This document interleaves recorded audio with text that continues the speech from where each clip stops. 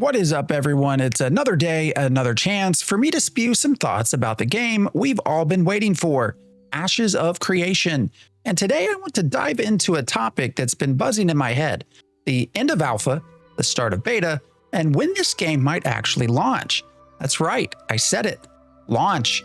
I'm calling it now. 2026. I know, some of you are thinking, is this guy serious? This game is nowhere near ready. That could be a bug. That's a bug. That could be a bug. Guys, you're going to see some bugs.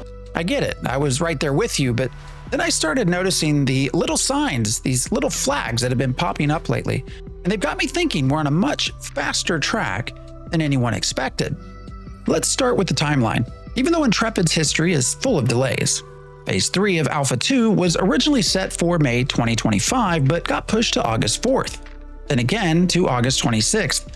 And in the July dev update, Steven Sharif explained the delays were to get key systems like dynamic gridding, the Anvil starting zone, Unreal 5.6, and the economy ready for Phase 3. It wasn't about adding new content. It was about finishing what was already planned. But here's the crazy part. Just 3 days after Phase 3 started in the August livestream, the focus seemed to shift entirely.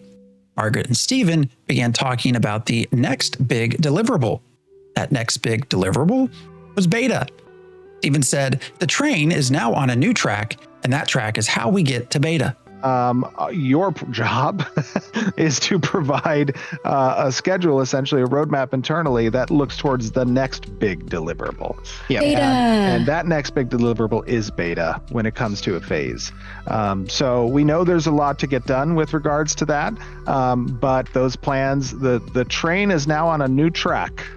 And that track is how we get to beta.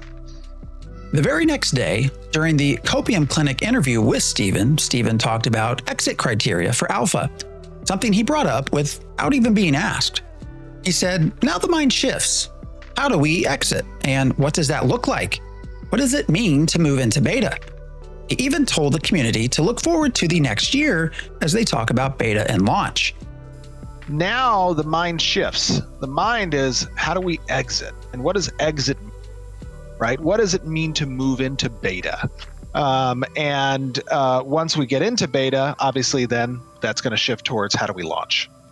This isn't just a coincidence. Why are they suddenly talking about beta and launch when the game is still in alpha?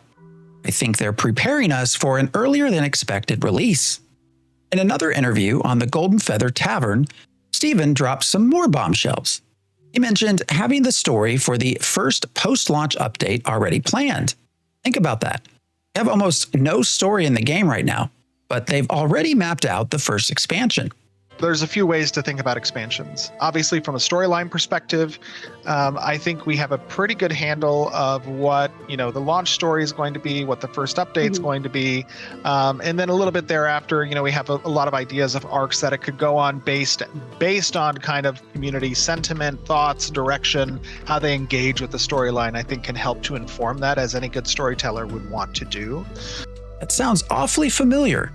Perhaps a certain race that's been silent for a while will go missing and return? He has also talked about having a large backlog of, well, wouldn't it be nice if we could do these things too? And that some of these things don't meet the acceptance criteria for launch. And then once we've done that, we have a large kind of backlog of, well, wouldn't it be nice if we could do these things too? And that doesn't necessarily meet the acceptance criteria for launch, but it could then get fit into certain expansion structures, which aren't predefined as of now. It's kind of like a big, amalgamous backlog of shit to do. Lastly, he mentioned that they will use the rest of Phase 3 to determine what systems are necessary to keep players engaged. This tells me they're figuring out what the bare minimum is for launch and what can be pushed to post-launch updates. They're getting their ducks in a row to hit a specific date, and I think that date is coming up.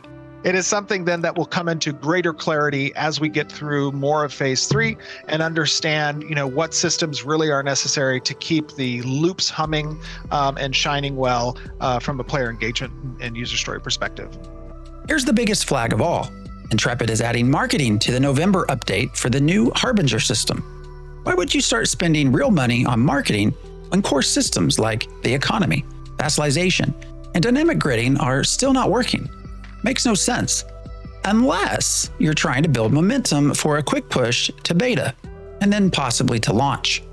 Given Steven's previous comments that Phase 3 could last a year and that beta would be short, the math adds up to a late 2026 or early 2027 launch. But with all these new flags, it's possible they're on an even faster track. So how do they do it? Simple. They cut things from the launch version. For me, I think they'll launch with just one continent. We've seen almost no progress on the second one. I'd rather have one fully realized continent than two half-baked ones anyways. And what about the stretch goals for Kickstarter? I predict things like the Tulnar and the Underrealm will be pushed to post-launch updates. We've seen nothing about them in years. Same goes for parlor games and underwater content. It feels like anything that was a stretch goal is now a likely candidate for a post-launch update. I also worry that we will lose a lot of dynamic-driven systems and content. And it's really, something of my desire that I've had to create a system that would be dynamic in the creation of your world, to kind of mix, the civilization building aspect with the RPG element. I know this is a lot to unpack, and a lot of you will disagree. What do you think? Could we really see a beta by this time next year? What would be a deal breaker for you if it were cut from launch? Let me know in the comments below. Thanks for watching, and I'll see you in the next video.